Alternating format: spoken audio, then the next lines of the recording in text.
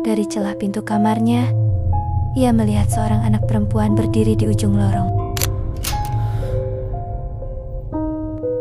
Sejak hari pertama pindah ke rumah itu, Alia merasa ada sesuatu yang tidak ikut pindah bersama mereka, melainkan sudah menunggu. Rumah itu berada di pinggir desa. Dari luar tampak baru, tetapi jika diperhatikan lebih lama, ada kesan tua yang tidak bisa disembunyikan. Ayah Alia mengatakan rumah itu murah karena sudah lama kosong. Ibunya hanya berkata, yang penting bisa ditempati. Malam pertama, Alia terbangun jam 2:17 dini hari. Udara kamar terasa dingin.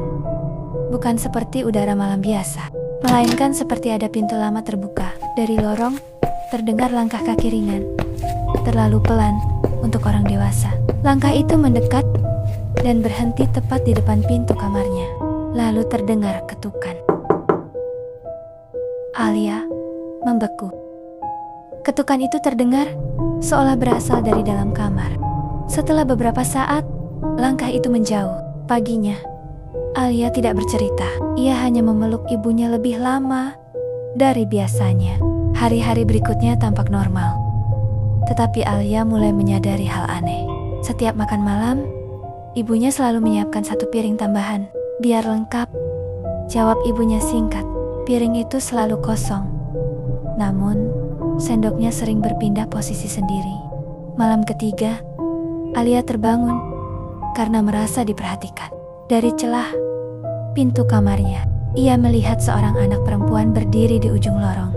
Rambutnya panjang, tubuhnya kurus, mengenakan baju tidur lusuh. Anak itu tersenyum. Akhirnya kamu pulang, katanya pelan. Alia berteriak.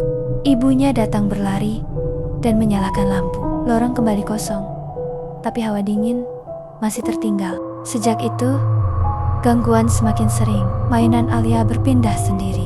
Cermin kamar berembun dengan bekas telapak tangan kecil.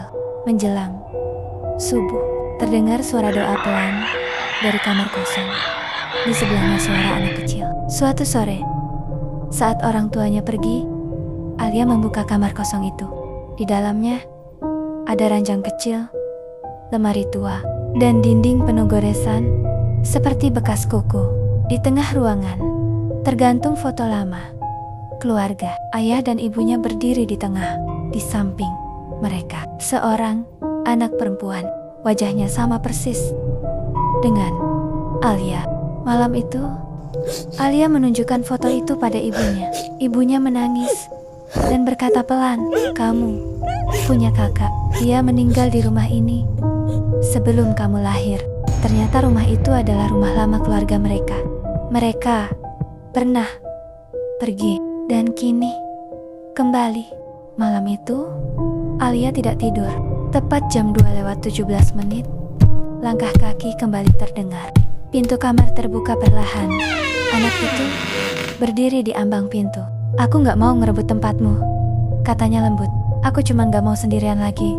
Alia menahan air mata. Kamu marah sama aku? Anak itu menggeleng. Aku cuma mau rumah ini tetap punya keluarga. Lampu berkedip. Udara menghangat. Sejak malam itu, gangguan berhenti. Namun di meja makan selalu ada 2 piring kecil. Dan setiap senja, bayangan 2 anak perempuan sering terlihat di jendela rumah itu.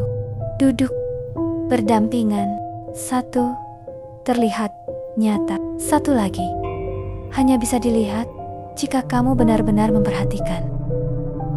Jangan lupa like dan subscribe supaya kami bisa lebih semangat menceritakan kisah horor lain ke kamu.